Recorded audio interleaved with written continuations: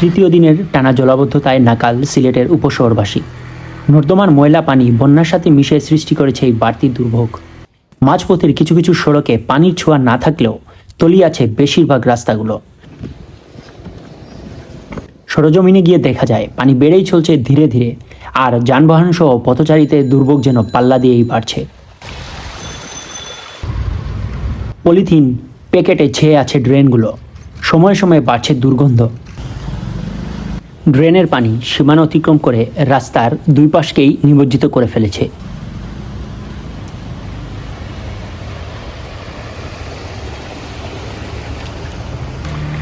বেশিরভাগ ভবনের নিচতলায় প্রবেশ করছে এই নর্দমার বন্যার পানি, ফলে ঘরবাড়িতে থাকা এবং বের হওয়া প্রায় অসম্ভব হয়ে পড়েছে।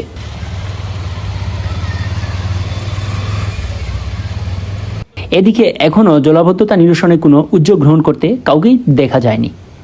থেমে থেমে বৃষ্টিপাত চলাচলে আরও বিড়ম্বনার জন্ম দিচ্ছে। মসজিদের মুসল্লিদের বাধ্য হয়ে নর্দমার পানি পেরিয়ে আসতে হচ্ছে। মোটরযানগুলোতে পানি ঢুকে বন্ধ হয়ে যাচ্ছে ইঞ্জিন। উপশহরের ডি-সি ব্লকের অবস্থা সবচেয়ে ভয়াবহ।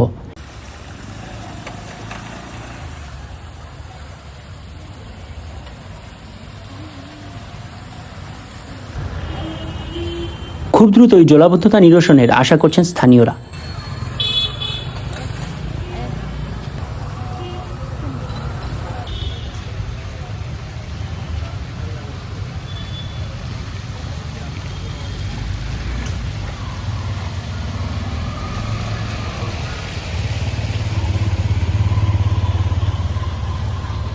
ড্রেন পরিষ্কারের পদক্ষেপ এখন সময়ের দাবি মনে করছেন সবাই।